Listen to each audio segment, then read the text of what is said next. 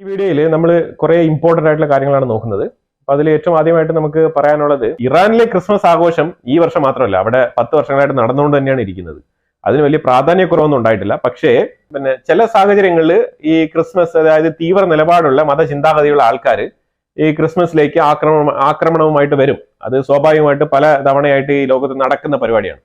ഇറാനിൽ അങ്ങനെ പുതുമയായിട്ടൊന്നും സംഭവിച്ചില്ല. ഇപ്പൊ തൽക്കാലം, അതായത് ഈ ഗവൺമെന്റിന്റെ മേളിലുള്ള ഒരു പ്രതിഷേധം, അതിന്റെ പേരിൽ കുറെ കൂടുതൽ ആൾക്കാർ അതിൽ പങ്കാളിത്തം വഹിച്ചു എന്നുള്ളതാണ് അതിന്റെ പ്രത്യേകതയായിട്ട് മനസ്സിലാക്കാൻ പറ്റുന്നത്. പിന്നെ ഇതിനകത്ത് ഇത് ഒരു പ്രൊട്ടസ്റ്റ്, ഒരു സംഭവത്തിനെ എതിർക്കാൻ വേണ്ടിയിട്ടാണ് അവിടെ ക്രിസ്മസ് ആഘോഷിക്കുന്നത്. നമുക്ക് പൊതുവിൽ അവിടെ മനസ്സിലാക്കാൻ പറ്റിയത്, അവിടെ ഗവൺമെന്റിനെതിരെയുള്ള ഒരു മൂഡാണ് ഇറാനിൽ ക്രിയേറ്റ് ആയിക്കൊണ്ടിരിക്കുന്നത്. പൊതുവെ ഇറാനിൽ നിന്നും പുറത്ത് താമസിക്കുന്ന യുവാക്കൾ, അവര് പൊതുവെ ഇറാന്റെ ഭരിച്ചുകൊണ്ടിരിക്കുന്ന ആ ഒരു സർക്കാരിന് എതിരാണ്. അതായത് US-ലും UK-ലൊക്കെ നാഷണാലിറ്റി മേടിച്ച് താമസിക്കുന്ന, കാനഡ പോലത്തെ സ്ഥലങ്ങളൊക്കെ താമസിക്കുന്ന ഇറാനികളുണ്ട്. അവരൊക്കെ എതിരാണ്.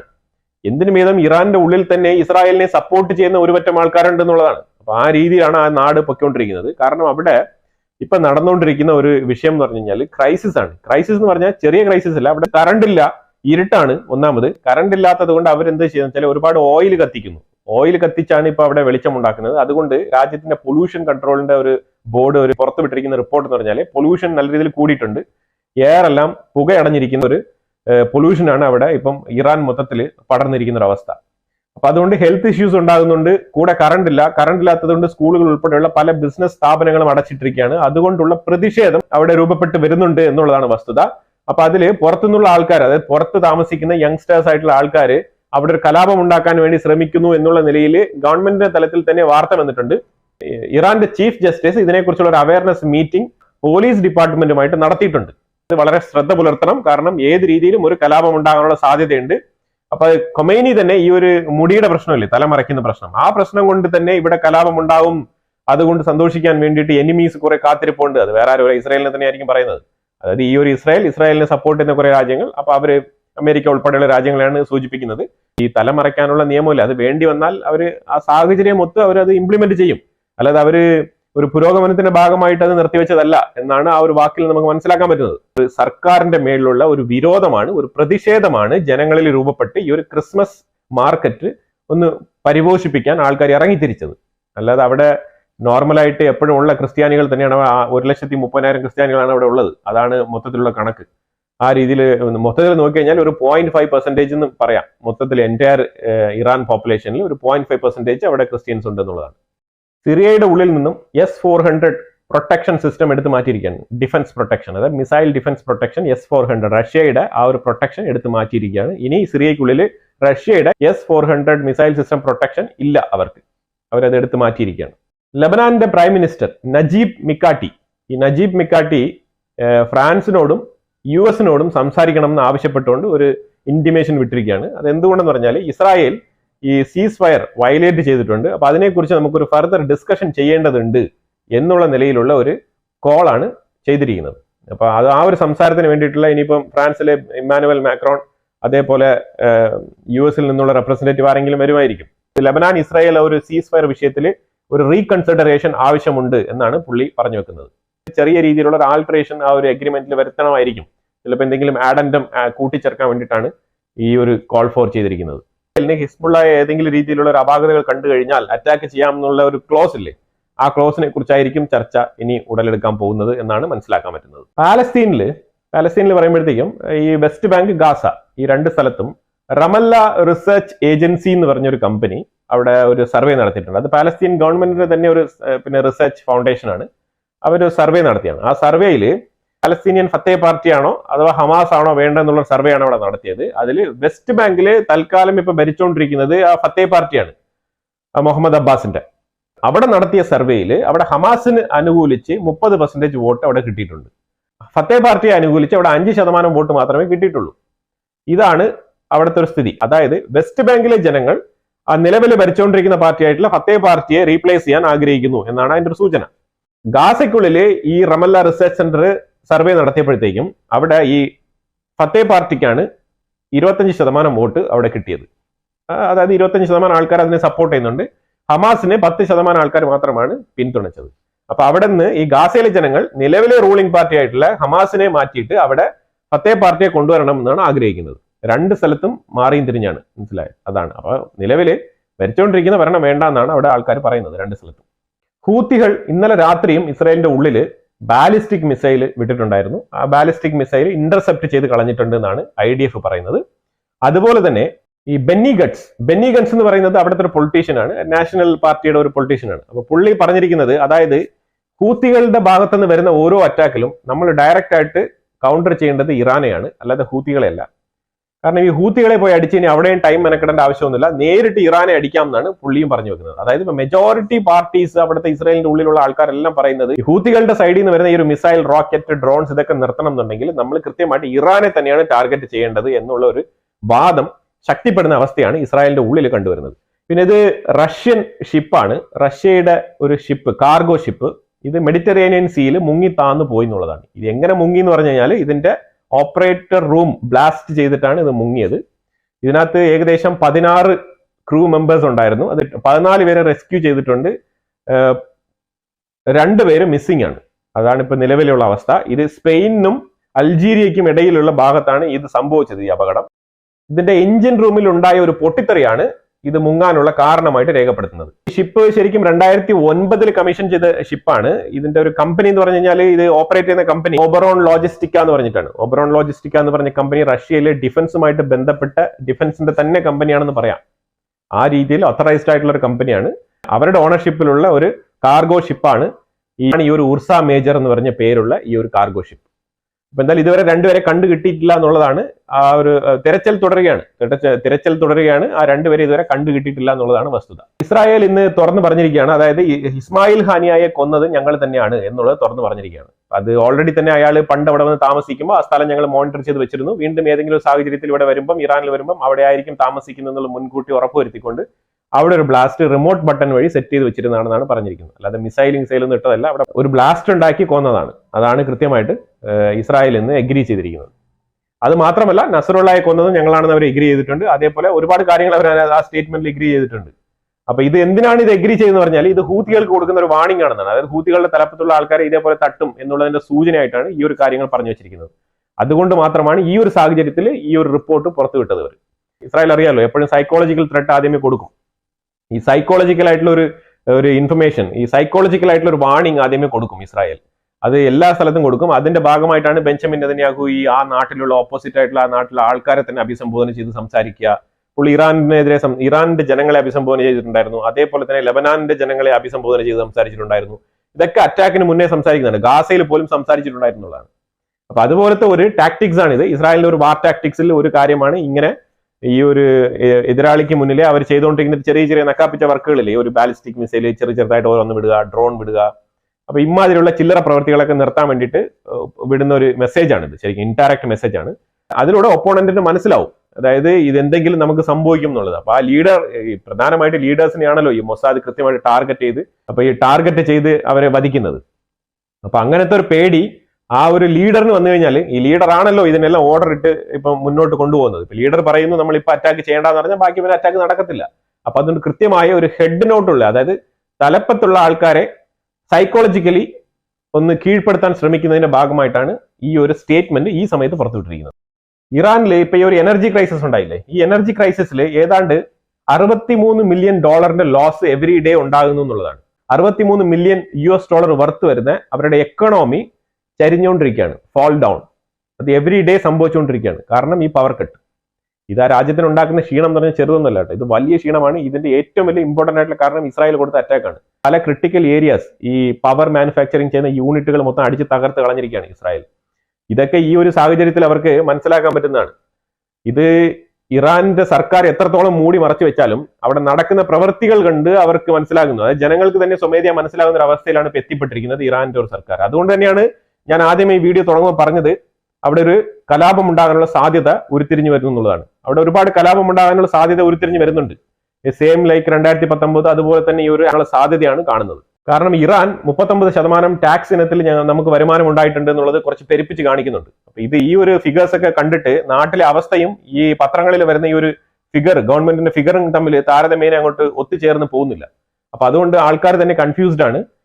പൊതുവിലെ ഈ ഒരു യുവാക്കളെല്ലാം കൂടെ ഒരു ആലോചന നടത്തുന്നുണ്ട്, ഈ ഒരു കലാപം ഉണ്ടാക്കി ഈ സർക്കാരിനെ മറിച്ചിട്ടാൽ എന്തെന്നുള്ളത്.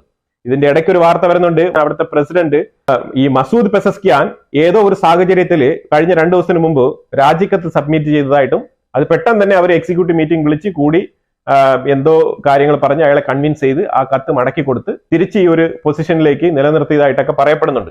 മേജർ ആയിട്ടുള്ള മാധ്യമങ്ങളൊന്നും റിപ്പോർട്ട് ചെയ്തിട്ടില്ല. ഇത് ഇറാന്റെ ഉള്ളിൽ തന്നെയുള്ള ഒരു മാധ്യമമാണ് ഇത് റിപ്പോർട്ട് ചെയ്തിരിക്കുന്നത്. അപ്പൊ അതുകൊണ്ട് നമ്മൾ അതിനെ അത്ര വിലക്കങ്ങ് എടുക്കുന്നില്ല.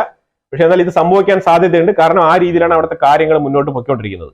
ഇറാൻ അവരുടെ ഒരു തോൽവി ഉണ്ടല്ലോ, ഈ സിറിയയിൽ നിന്നും മടങ്ങി പോകേണ്ടി വന്ന ഒരു തോൽവി, ആ തോൽവിയെ അവർക്ക് ഒട്ടും സഹിക്കാൻ പറ്റിയിട്ടില്ല. അതുകൊണ്ട് അവർ ഇപ്പോഴും സ്റ്റിൽ അവർ ഡിപ്ലോമാറ്റിക് കൺസൾട്ടേഷൻ ചെയ്തുകൊണ്ടിരിക്കുകയാണെന്നാണ്. എന്തിനു വേണ്ടിയിട്ടാണ്? സിറിയയിൽ അവരുടെ എംബസി ഓപ്പൺ ചെയ്യാൻ പറ്റുമോ ഇല്ലയോ എന്നുള്ളതിനെ കുറിച്ച്. സിറിയയിൽ ഓൾറെഡി അയാൾ പറഞ്ഞു കഴിഞ്ഞല്ലോ, HTCയുടെ ലീഡർ ഓൾറെഡി പറഞ്ഞു കഴിഞ്ഞു, ഇനി ഇറാൻ ഈ സൈഡിലോട്ടേ വരണ്ടെന്ന് പറഞ്ഞു കഴിഞ്ഞു. എന്നാലും ഇവര് വീണ്ടും ഡിപ്ലോമാറ്റിക് ഡയലോഗ് ഇതെല്ലാം അങ്ങനെ പ്ലാൻ ചെയ്തുകൊണ്ടിരിക്കുകയാണ്. എങ്ങനെയെങ്കിലും സിറിയയിൽ ഒരു എംബസി ഓപ്പൺ ചെയ്ത് കഴിഞ്ഞാൽ അതായത് എങ്കിലും സിറിയക്കുള്ളിൽ കടന്നു കയറാൻ പറ്റുമോ എന്നാണ് ആലോചിക്കുന്നത്. കാരണം ആ രീതിയിലെങ്കിലും ഞങ്ങൾ വിജയിച്ചു, ഞങ്ങൾ സിറിയയിൽ നിന്നും എവിടെയും പോയിട്ടില്ല, ഞങ്ങൾ സിറിയയിൽ അസാദ് ഉണ്ടായിരുന്നു, ഇപ്പൊ ആ ജനങ്ങൾ വേറെ ആൾക്കാരെ തിരഞ്ഞെടുത്തു, പക്ഷെ ഞങ്ങൾ അവിടെ തന്നെയാണ് ഉള്ളത് എന്ന് പറഞ്ഞു നിൽക്കാനെങ്കിലും ഒരു അവസരം ഉണ്ടാവണം എന്നുള്ള രീതിയിലാണ് അവര് സിറിയൻ ഗവൺമെന്റിനെ നിരന്തരം ഇങ്ങനെ ശല്യം ചെയ്തുകൊണ്ടിരിക്കുന്നത്. എങ്ങനെയും ഒരു എംബസി ഓപ്പൺ ചെയ്യാനുള്ള ഒരു സാഹചര്യം ഒരുക്കണം എന്ന് പറഞ്ഞിട്ട്.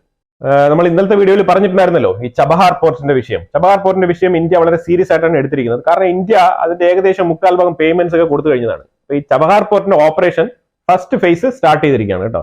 അത് സ്റ്റാർട്ട് ചെയ്തിട്ടുണ്ട്. അപ്പൊ ഇതിനകത്ത് ഈ ഒരു കോൺട്രാക്ട് നമ്മൾ എടുത്തതെന്ന് പറഞ്ഞാൽ ഈ ഒരു ലീസ് നമ്മൾ എടുത്തത് 10 വർഷത്തേക്കാണ്. $120 മില്യൺ ഈ ഒരു ലീസ് നമ്മൾ എടുത്തത്. $85 മില്യൺ ഓൾറെഡി പേ ചെയ്ത് കഴിഞ്ഞു. അതായത് 10 വർഷത്തിന് എടുത്തതാണ്. 10 വർഷം നമുക്ക് ലാഗ് ഇട്ട് പേ ചെയ്താൽ മതി. പക്ഷെ നമ്മൾ ഇപ്പോഴത്തെ ഒരു സാഹചര്യം അനുസരിച്ചിട്ടാണ് 85 മില്യൺ നമ്മൾ ഓൾറെഡി തന്നെ അപ്ഫ്രണ്ട് നമ്മൾ പേ ചെയ്തിട്ടാണ് ഇപ്പൊ ഈ ലീസ് എടുത്തിരിക്കുന്നത്. ഈ ചബഹാർ പോർട്ടാണ് ഇവർ വെച്ച് ഇങ്ങനെ എഴഞ്ഞുകൊണ്ടിരിക്കുന്നത്. അപ്പൊ നമുക്കിത് നഷ്ടമാണ്. നമ്മൾ അവിടെ എയിം ചെയ്തിരിക്കുന്നത് ഈ ഒരു INSTC എന്ന് പറഞ്ഞ ഒരു കോറിഡോറെ ഓർത്തുകൊണ്ടാണ്. അപ്പൊ അതുകൊണ്ട് തന്നെ ഇന്നലെ തന്നെ റഷ്യയിൽ നിന്നും INSTCയുടെ റെപ്രസെന്റേറ്റീവ്സ് ഇറാനിൽ വന്നിട്ടുണ്ടായിരുന്നു. അവർ ഇന്നലെ അതിനെക്കുറിച്ചുള്ള ഡിസ്കഷൻസ് നല്ല രീതിയിൽ നടത്തിയിട്ടുണ്ട്. അതുപോലെ 30 കോൺട്രാക്റ്റുകൾ അവരുമായിട്ട് സൈൻ ചെയ്തിട്ടുണ്ട്. റഷ്യയുമായിട്ട് ഇറാൻ സൈൻ ചെയ്തിട്ടുണ്ട്. കാരണം റഷ്യ കുറെ ഇൻഫ്രാസ്ട്രക്ചർ പ്രോജക്റ്റിലൊക്കെ സപ്പോർട്ട് ചെയ്യാന്ന് പറഞ്ഞിട്ടുണ്ടായിരുന്നല്ലോ. അപ്പൊ അങ്ങനെ റഷ്യയുമായിട്ട് ഇറാൻ ഏതാണ്ട് 30ഓളം എഗ്രിമെന്റ്സ്, ഇൻഫ്രാസ്ട്രക്ചർ എഗ്രിമെന്റ് സൈൻ ചെയ്തിട്ടുണ്ട്. അപ്പൊ അവിടെ ഉടനെ തന്നെ പണി തുടങ്ങും. പണി തുടങ്ങി ഇറാന്റെ ഇൻഫ്രാസ്ട്രക്ചർ പൂർത്തിയായി കഴിഞ്ഞാൽ അസർബൈജാനൊക്കെ ഓൾറെഡി റെഡിയാണ്. പിന്നെ നമുക്ക് ഏറ്റവും എളുപ്പത്തിൽ തന്നെ റഷ്യക്കുള്ളിൽ നമുക്ക് കയറാൻ പറ്റുന്നതാണ്. അപ്പൊ ആ ഒരു രീതിയിൽ ആ ഒരു INSTC എന്ന് പറഞ്ഞ ഒരു alternative transport corridor route, international north south corridor, അതിനുള്ള പണി പൂർത്തിയാകുന്ന അവസ്ഥയിൽ നമുക്ക് ഈ ഒരു കോറിഡോറും കൂടെ നമുക്ക് ഉപയോഗിക്കാൻ പറ്റും. അപ്പൊ നമുക്ക് ഈ ചബഹാർ പോർട്ടിനെ കൊണ്ടുള്ള ഉപയോഗം കുറച്ചുകൂടി എഫക്റ്റീവ് ആയിട്ട് മാറുന്ന ഒരു അവസ്ഥ നമുക്ക് വരും ദിവസങ്ങളിൽ കാണാൻ കഴിയുന്നതാണ്.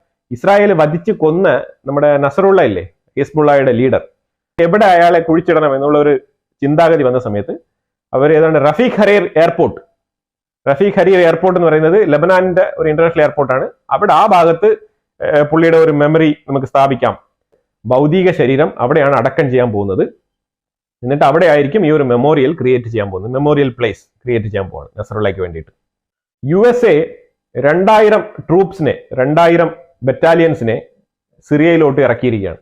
അത് എന്തുകൊണ്ടെന്ന് പറഞ്ഞാൽ അറിയാലോ, അതായത് ഈ കുർദുകളുടെ സേഫ്റ്റിക്ക് വേണ്ടിയിട്ടാണ് ഇറക്കിയിരിക്കുന്നത്. കാരണം ഈ കൂടി വരുന്ന തുർക്കി എർദോഗന്റെ ഒരു ഭീഷണി അവിടെ നിലനിൽപ്പുണ്ട്. അയാൾ ഏത് നേരവും ആയുധങ്ങൾ കൊണ്ട് കുർദുകൾക്ക് നേരെ ഇറങ്ങും എന്നുള്ള ഒരു ഭീഷണി അവിടെ വന്നിരിക്കുകയാണ്. ഇതിനെ ചൊല്ലി യുണൈറ്റഡ് നേഷൻസും ഒരു വാർണിംഗ് കൊടുത്തിട്ടുണ്ട് തുർക്കിക്ക്. കുർദുകൾ നല്ല രീതിയിലുള്ള ഭീഷണി തുർക്കിയുടെ ഭാഗത്ത് നിന്ന് നേരിടുന്നുണ്ട്. അതുകൊണ്ട് തുർക്കി കുറച്ചുകൂടെ മൈൻഡ്ഫുൾ ആയിട്ട് പെരുമാറേണ്ടതുണ്ട് എന്ന് യുണൈറ്റഡ് നേഷൻസ് ഒരു വാർണിംഗ് കൊടുത്തിട്ടുണ്ട്. അപ്പൊ അതുകൊണ്ടാണ് USA, അമേരിക്ക ഈ കുർദുകളെ സപ്പോർട്ട് ചെയ്യാൻ വേണ്ടിയിട്ട് 2000 ബറ്റാലിയൻസിനെ ഇപ്പൊ അവിടെ അഡീഷണൽ ആയിട്ട് ഡിപ്ലോയ് ചെയ്തിരിക്കുന്നത്. Gaza no longer a safe place എന്നാണ് പറഞ്ഞിരിക്കുന്നത്. ഗാസ ഒരു സുരക്ഷിതമായിട്ടുള്ള ഒരു സ്ഥലമല്ല.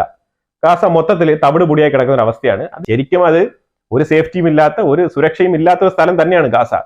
അതിനകത്ത് പണ്ട് ഹമാസ് ഉള്ളപ്പോഴായാലും എപ്പോഴായാലും ശരി, ഈ ബിൽഡിങ്ങുകളൊക്കെ പൊളിഞ്ഞു നടന്നാലും ഇല്ലെങ്കിലും അത് സുരക്ഷിതമില്ലാത്ത സ്ഥലം തന്നെയാണ്. ഗാസയിൽ ഇപ്പൊ ടെന്റുകൾ മാത്രമേ ഉള്ളൂ ആൾക്കാർക്ക് ജീവിക്കാൻ. ബാക്കി സാധാരണക്കാർക്ക് ജീവിക്കാൻ പറ്റുന്ന വീടോ ഫ്ലാറ്റോ അങ്ങനെ റെസിഡൻഷ്യൽ ഏരിയാസോ ഒന്നും ഇല്ലാത്തുള്ള അവസ്ഥയിലാണ് ഗാസ മാറിയിരിക്കുന്നത്. ഗാസ ശരിക്കും പറഞ്ഞാൽ ഒരു കോൺക്രീറ്റ് കൂമ്പാരങ്ങളുടെ ഒരു വേസ്റ്റേജ് ആയിട്ട് മാറിയിരിക്കുകയാണ് ഗാസ. ഗാസയിൽ ഇപ്പൊ ടെന്റുകളിൽ മാത്രമേ ആൾക്കാർ താമസിക്കുന്നുള്ളൂ. അവിടെയും ഈ തീവ്രവാദികളെ ഒളിപ്പിക്കുന്നതിന്റെ പേരിൽ അവിടെയും ഇടയ്ക്കിടയ്ക്ക് അറ്റാക്കുകൾ നടക്കുന്നുണ്ട്. അപ്പൊ അതും സേഫ് അല്ല എന്നാണ് പറഞ്ഞിരിക്കുന്നത്. അപ്പൊ അതാണ് ഈ ഒരു ഗാസ സേഫ് അല്ലാതെ മാറിയിരിക്കുന്നു എന്ന് പറഞ്ഞ ഒരു ഫുൾ സ്റ്റേറ്റ്മെന്റിന്റെ ഒരു അർത്ഥം ഇതാണ്. എർദഗൻ ഇന്നലെ സിറിയ വിസിറ്റ് ചെയ്തിട്ടുണ്ടായിരുന്നു. സിറിയയിൽ വന്ന് എന്ത് സംഭവിച്ചു, എന്ത് സംസാരിച്ചൊന്നുമില്ല. ജസ്റ്റ് സിറിയ വിസിറ്റ് ചെയ്ത് വളരെ ഡോമിനേറ്റഡ് ആണ് വിസിറ്റ് ചെയ്തത്. വളരെ പ്രൗഢിയോടുകൂടിയാണ് അവിടെ സിറിയ വിസിറ്റ് ചെയ്തത്. ശരിക്കും പറഞ്ഞാൽ ഒരു കാര്യം ഉറപ്പാണ്, അതായത് ഈ ഒരു കുർദുകളുടെ ഏരിയയിൽ ഞാൻ കുറച്ച് സ്ഥലം പിടിച്ചോളാം, നിങ്ങൾ കുറച്ചു നേരം മിണ്ടാതിരിക്കണം എന്നുള്ള രീതിയിലുള്ള റിക്വസ്റ്റ് വെച്ചിട്ടുണ്ടാവും. നമ്പർ 1. രണ്ടാമത് വലിയ വായിൽ സംസാരിച്ചിട്ടുണ്ട്. ഇസ്രായേൽ എത്രയും വേഗം ഈ ഒരു ഓപ്പർച്യൂണിറ്റി, അതായത് ഈ രാജ്യം ഇങ്ങനെ ഒരു പ്രൈമറി സ്റ്റേജിൽ ഇരിക്കുന്ന ഒരു അവസ്ഥയിൽ ഇസ്രായേൽ ഇതിനെ മുതലെടുത്തുകൊണ്ട് ഈ ഒരു സൈഡൊന്നും കയറി പിടിക്കരുത്, ഇസ്രായേൽ പഴയതുപോലെ തന്നെ അവരുടെ ബോർഡറിന്റെ ഉള്ളിൽ അങ്ങ് പോകണം എന്നുള്ള ഒരു റിക്വസ്റ്റ് ആണ് വെച്ചിരിക്കുന്നത്. ഇസ്രായേൽ ഇതിന്റെ മറുപടി പണ്ടേ കൊടുത്തതാണ്. ഇസ്രായേൽ ഇനി പുറകോട്ടൊന്നും പോകാൻ പോകുന്നില്ല എന്നുള്ളതാണ്. ഇനി വേണമെങ്കിൽ തുർക്കിക്ക് ഇസ്രായേലിന്റെ അടുത്ത് ഫൈറ്റ് ചെയ്യാം, അല്ലാതെ ഇനിയിപ്പം ഇസ്രായേൽ സ്വമേധയാ പുറകോട്ട് പോകുമെന്ന് എനിക്ക് തോന്നുന്നില്ല. സിറിയക്കുള്ളിൽ ഇന്നലെ ക്രിസ്മസിന്റെ ആഘോഷത്തിന്റെ ഭാഗമായിട്ട് അവിടെ ഒരു ക്രിസ്മസ് ട്രീ, വലിയൊരു ക്രിസ്മസ് ട്രീ സെറ്റ് ചെയ്തിട്ടുണ്ടായിരുന്നു. അലപ്പോയുടെ അടുത്താണ് ഇത് സെറ്റ് ചെയ്തത്. ഹമ എന്ന് പറഞ്ഞ ഒരു സിറ്റിയിലാണ് ഇത് സെറ്റ് ചെയ്തത്. ആ ക്രിസ്മസ് ട്രീക്ക് അവിടുത്തെ തീവ്രവാദികൾ തീയിട്ടു. അപ്പൊ തീയിട്ടപ്പോഴത്തേക്ക് ഇത് കത്തിപ്പിടിക്കുകയാണ് ചെയ്തത്. അപ്പൊ ഇത് ശരിക്കും പറഞ്ഞാൽ ക്രിസ്ത്യാനികൾക്ക് മേളിലുള്ള ഒരു അട്രോസിറ്റി ആയിട്ടാണ് കരുതപ്പെടുന്നത്. അപ്പൊ ഇതിനെ പ്രതിഷേധിച്ചുകൊണ്ട് ഇന്നലെ ക്രിസ്ത്യൻസിന്റെ റാലി അവിടെ സിറിയക്കുള്ളിൽ നടപ്പുണ്ടായിരുന്നു, പ്രൊട്ടസ്റ്റ് റാലി. ഇത് ഞാൻ പറഞ്ഞല്ലോ, 10000 ആണ്ട് കുടലിലിട്ട് വെച്ചാലും കുടൽ മാറ്റുമ്പോൾ ഇത് വീണ്ടും ചുരുളും. ഇതിങ്ങനെ തന്നെ പറ്റുള്ളൂ. ഇതാണ് ഇതിന്റെ നീതി. ഇതിങ്ങനെ നടക്കൂ. ഇതങ്ങനെ ആരും പെട്ടെന്ന് ഇപ്പൊ ഇറാനിൽ ക്രിസ്മസ് ആഘോഷിച്ചെന്ന് പറഞ്ഞുകൊണ്ട് ഇറാൻ അങ്ങ് മാറാൻ പോകുന്നൊന്നുമില്ല. അതുപോലെ തന്നെ ഇവിടെ ക്രിസ്മസ് ആഘോഷിക്കാൻ വേണ്ടി ട്രീ വെച്ചെന്ന് പറഞ്ഞിട്ട് അവിടെയും മാറാൻ പോകുന്നില്ല. ഇതിങ്ങനെ ഉണ്ടാവുള്ളൂ. ഇതുകൊണ്ട് തന്നെയാണ് നമ്മൾ ഒരു സ്ഥലത്ത് ക്രിസ്മസ് ആഘോഷിക്കുമ്പോഴും ആഘോഷിച്ചില്ലെങ്കിൽ നമ്മൾ അതിനെ പ്രശംസിച്ചോ അതിനെ സന്തോഷിച്ചോ ഒന്നും പറയാത്തത്. നമ്മളൊരു സെക്ടേറിയൻ ബിലീവ് ഉള്ള ആൾക്കാരല്ല എന്നുണ്ടെങ്കിൽ നമുക്ക് ഏത് ആഘോഷവും ചെയ്യാം, ഒരു കുഴപ്പമില്ല. അത് നമ്മൾ പല വീഡിയോയിൽ ഞാൻ പറഞ്ഞിട്ടുണ്ട്, ഏത് ആഘോഷം നമുക്ക് ചെയ്യാം. പക്ഷെ ആഘോഷം ചെയ്യുന്നതിന്റെ പേരിൽ ആ റിലീജിയൻ ആവുന്നു എന്നുള്ളതിന്റെ അർത്ഥമല്ല. അതാണ് നമ്മളിവിടെ മനസ്സിലാക്കേണ്ടത്. അപ്പൊ അതുകൊണ്ട് ആഘോഷം സന്തോഷിക്കാൻ വേണ്ടി, മനുഷ്യന്മാർ സന്തോഷിക്കാൻ വേണ്ടിയിട്ട് ഒരു കാരണം മതി, ഏത് തരത്തിലുള്ള ആഘോഷവും നമുക്ക് ആവാന്നുള്ളതാണ്. അപ്പൊ അങ്ങനെ സിറിയയിൽ ഉണ്ടായ ഈ ഒരു ആക്രമണത്തിൽ ക്രിസ്ത്യാനികൾ നല്ല രീതിയിൽ അവിടെ പ്രൊട്ടസ്റ്റ് നടത്തുന്നുണ്ട്. ഇത് സംഭവിച്ചെന്ന് പറഞ്ഞാൽ ഇതിനെക്കുറിച്ച് സിറിയൻ ഗവൺമെന്റോ അല്ലെങ്കിൽ സിറിയയിൽ നിലവിലിരിക്കുന്ന ആ ഒരു HTSന്റെ ലീഡർഷിപ്പോ ഇതിനെ ഗണ്ണിച്ച് ഒരു വാക്കും പറഞ്ഞിട്ടില്ല, ഇതിനെ കണ്ടംപ്റ്റ് ചെയ്തിട്ടില്ല. അതിന്റെ അർത്ഥം അവർ ഇതിനെ പരിപോഷിപ്പിക്കുന്നു. അവരുടെ അർത്ഥം അവരുടെ നിലപാടുകൾ എന്താണെന്നുള്ളത് വളരെ വ്യക്തമായിട്ട് ഈ ഒരു ആക്ടിലൂടെ തന്നെ പുറത്ത് കാണാൻ കഴിയുന്നതാണ്. ഇത് ഇന്നലെ ഫ്ലോറിഡയിൽ ഒരു ബോട്ട് പൊട്ടിത്തെറിച്ചാണ്, ബ്ലാസ്റ്റ് ചെയ്തിട്ട്. അതിഭീകരമായിട്ടാണ് പൊട്ടിത്തെറിച്ച് ഭയങ്കര നല്ല രീതിയിലുള്ള ഫയർ അവിടെ ഉണ്ടായി. ആ ഫയർ ഉണ്ടായതിൽ തന്നെ അവിടെ ഏതാണ്ട് അതിൽ ഒരാള് കൊല്ലപ്പെട്ടു, 5 പേർക്ക് പരിക്കുണ്ടെന്നുള്ളതാണ്. ഇതിൽ ഈ ഒരു ഫ്ലോറിഡയിൽ ഉണ്ടായ ഈ ഒരു ബോട്ട് അപകടത്തിൽ ഇത് എന്ത് സേഫ്റ്റി മെഷേഴ്സ് ആണോ എന്താണെന്ന് അറിയത്തില്ല. ആ രീതിയിൽ ഇതിന്റെ ഇൻവെസ്റ്റിഗേഷൻ നടന്നുകൊണ്ടിരിക്കുന്നത് എങ്ങനെ പൊട്ടിത്തെറിച്ചു എന്നുള്ളത്. നല്ല ക്വാളിറ്റിയുള്ള ഫെസിലിറ്റേറ്റ് ചെയ്ത നല്ല ബോട്ടാണ്. അപ്പൊ ആ ബോട്ടാണ് പൊട്ടിത്തെറിച്ചത് ഫ്ലോറിഡയിൽ. തുർക്കിയിൽ 12 പേര് മരണപ്പെട്ടിരിക്കുകയാണ്. അത് എന്തിനാണെന്ന് വെച്ചാൽ ഒരു വെടിമരുന്ന് കേന്ദ്രം, ഒരു വെടിമരുന്ന് ശാല, അവിടെ ഈ പടക്കോപ്പുകൾ അമ്യൂണിഷൻസ് ഒക്കെ ഉണ്ടാക്കുന്ന ഒരു ഫാക്ടറിയാണത്. ZSR എന്ന് പറഞ്ഞ ഒരു കമ്പനിയാണ്. ആ കമ്പനി അമ്യൂണിഷൻസ് മാനുഫാക്ചറിങ് ചെയ്യുന്ന ഒരു കമ്പനിയാണ്. അവിടെ പെട്ടെന്ന് തന്നെ ഒരു തീ സ്പാർക്ക് ഉണ്ടാവുകയും അവിടെ തീ പിടിക്കുകയും അതുപോലെ തന്നെ ആ തീ ആളിക്കത്തി നല്ല രീതിയിൽ ബിൽഡിംഗ് മൊത്തത്തിൽ കത്തിപ്പിടിക്കുകയും ബിൽഡിംഗ് കൊലാപ്സ് ആകുന്ന അവസ്ഥയാണ് ഉണ്ടായത്. ആ അവസ്ഥയിൽ ഏതാണ്ട് 12 പേർ അവിടെ കൊല്ലപ്പെട്ടു എന്നുള്ളതാണ് ഈ ഒരു അപകടത്തിൽ. ഇതിൽ ഒരുപാട് പേർക്ക് പരിക്കേറ്റിട്ടുണ്ട്. അതിനെക്കുറിച്ചുള്ള വിവരങ്ങൾ തുർക്കി കൂടുതലായിട്ട് പുറത്തു വിട്ടിട്ടില്ല. കാരണം ഇത് തുർക്കിയുടെ ഒരു പാർഷ്യൽ ഗവൺമെന്റിന്റെ സപ്പോർട്ടോട് കൂടി ചെയ്യുന്ന ഒരു പ്രവൃത്തിയാണ് ഈ ഒരു കമ്പനി. ഈ കമ്പനി PPP അതായത് പബ്ലിക് പ്രൈവറ്റ് പാർട്ണർഷിപ്പിൽ ഉള്ള ഒരു കമ്പനിയാണ്. ഗവൺമെന്റ് കുറച്ചുകൂടെ ഈ ഒരു ഇൻസിഡന്റിനെ കവറപ്പ് ചെയ്യാൻ ശ്രമിക്കുന്നുണ്ട്. അപ്പൊ അതുകൊണ്ട് ഫുൾ ഡീറ്റെയിൽസ് വെളിയിൽ വരുന്നില്ല. പക്ഷേ 12 പേര് കൊല്ലപ്പെട്ടു. പ്രാഥമികമായിട്ട് വന്നിരിക്കുന്ന ഒരു വാർത്ത നിങ്ങൾ കാണുന്നത് ടുക്കാന്റിൻസ് റിവർ ആണ്. ടുക്കാന്റിൻസ് റിവർ എവിടെയാണെന്ന് ചോദിച്ചാൽ ബ്രസീലിലാണ്. ബ്രസീലിലുള്ള ഈ ഒരു ടുക്കാന്റിൻസ് റിവർ, ഈ റിവറിന്റെ ആഴം എന്ന് പറഞ്ഞാൽ ഏതാണ്ട് 50 മീറ്റർ ഉണ്ട്. ആ ഒരു ഭാഗത്ത്, ആ പാലം നിൽക്കുന്ന ഭാഗത്ത് 50 മീറ്റർ ഉണ്ട്. ഈ പാലം ഇന്നലെ പൊട്ടി വീഴുകയാണ് ചെയ്തത്. ഈ പാലം പൊട്ടി വീഴുമ്പോൾ ഇതിന്റെ മുകളിൽ 2 ട്രക്ക് ഉണ്ടായിരുന്നു, 2 കാർ ഉണ്ടായിരുന്നു, കുറച്ച് ബൈക്കുകളും കൂടെ ഉണ്ടായിരുന്നു. ഈ ഒരു സാഹചര്യത്തിലാണ് ഇത് പൊട്ടി വീണത്. ഇത് പൊട്ടി വീണതിൽ ഈ വെള്ളത്തിൽ വീണ ആൾക്കാർ 15 പേര് മിസ്സിംഗ് ആണ്, 3 പേര് കൊല്ലപ്പെട്ടിട്ടുണ്ട്. 3 പേരുടെ ഡെഡ് ബോഡി റിസീവ് ചെയ്തിട്ടുണ്ട്, 15 പേര് മിസ്സിംഗ് ആണ്. ഇപ്പൊ ഇതിന് എത്ര പേര് ഇനി മരണപ്പെട്ടെന്ന് നമുക്ക് അറിയത്തില്ല. ഈ ഡെവലപ്പിംഗ് സ്റ്റോറിയാണ്. അപ്പൊ ഇതിപ്പോ ഇന്ന് നടന്ന സംഭവമാണ്. അപ്പൊ ഇത് സംബന്ധിച്ചുള്ള കൺസ്ട്രക്ഷന്റെ മേജറായിട്ട് ഇതിന്റെ കൺസ്ട്രക്ഷനിൽ വന്ന അപാകതയാണെന്നാണ് പ്രാഥമികമായിട്ടുള്ള വിലയിരുത്തൽ. കൺസ്ട്രക്ഷനിൽ വന്ന അപാകത. നമ്മുടെ നാട്ടിൽ ഒരുപാട് പാലങ്ങളൊക്കെ പണിയുന്നുണ്ട്, ഇടയ്ക്കൊക്കെ കുറച്ചൊക്കെ പൊട്ടുന്നുണ്ടെന്നൊക്കെ അറിയുന്നുണ്ട്. പക്ഷെ ഇത് ഏത് രീതിയിലാണ് ഇതിനെ ചെക്ക് ചെയ്ത് വിലയിരുത്തുന്നുള്ളത് നമ്മളിനി ഒരു കാലവർഷം വരുമ്പോഴേ നമുക്ക് മനസ്സിലാക്കാൻ പറ്റും. ടോട്ടൽ ഈ പാലത്തിന്റെ നീളം എന്ന് പറഞ്ഞാൽ 533 മീറ്റർ ആണ് ഈ ഒരു പാലത്തിന്റെ നീളം. അത്ര വലിയ പാലമൊന്നുമില്ല, ചെറിയൊരു പാലമാണ്. പക്ഷെ അത് കൺസ്ട്രക്ഷന്റെ ഒരു വീക്ക്നെസ് കൊണ്ടാണ് അത് പൊട്ടി വീണതെന്നാണ് പറയപ്പെടുന്നത്. പിന്നെ ഒരു വാർത്ത കൂടെ ആഡ് ചെയ്യാനുള്ളത്, ബംഗ്ലാദേശ് തീർച്ചയായിട്ടും വീണ്ടും IMFന്റെ ഡോറിൽ മുട്ടിക്കൊണ്ടിരിക്കുകയാണ്. അപ്പൊ അത് ശരിക്കും പറഞ്ഞാൽ ഇന്ത്യ ഇതിനെ ഒന്ന് കൺസേൺ ചെയ്യേണ്ടതുണ്ട്. അതായത് എങ്ങനെയെങ്കിലും കുറച്ച് ലോൺ സംഘടിപ്പിച്ച് കളയാം. അതായത് ഈ ഒരു സർക്കാർ മാറുന്നതിന്, അതായത് US ഈ ഒരു ബൈഡൻ അഡ്മിനിസ്ട്രേഷൻ ബ്ലാക്ക് റോക്ക് സംഘടനകളുടെ ഒരു റൂളിംഗ് പവറൊക്കെ പോകുന്നതിന് മുന്നേ തന്നെ പിന്നെ IMFൽ നിന്നും അഥവാ വേൾഡ് ബാങ്കിൽ നിന്നൊക്കെ കുറച്ച് ലോൺ എങ്ങനെയെങ്കിലും കരസ്ഥമാക്കി കളയാമെന്നുള്ള രീതിയിലാണ് നിരന്തരം ശ്രമിക്കുന്നത്. പക്ഷെ അത് നടക്കുന്നില്ല എന്നുള്ളതാണ്. വിവിധ വിഷയങ്ങളെ കുറിച്ചുള്ള നിങ്ങളുടെ അഭിപ്രായങ്ങൾ കമന്റ് ബോക്സിൽ രേഖപ്പെടുത്തുക. വീഡിയോ ഇഷ്ടപ്പെട്ടു കഴിഞ്ഞാൽ ലൈക്ക് ചെയ്യുക, ഷെയർ ചെയ്യുക. അതുപോലെ തന്നെ ഈ ചാനൽ ആദ്യമായിട്ടാണ് കാണുന്നുണ്ടെങ്കിൽ മറക്കാതെ ചാനൽ സബ്സ്ക്രൈബ് ചെയ്യുക. വീണ്ടും അടുത്ത വീഡിയോ ആയിട്ട് വരാം. Thank you so much.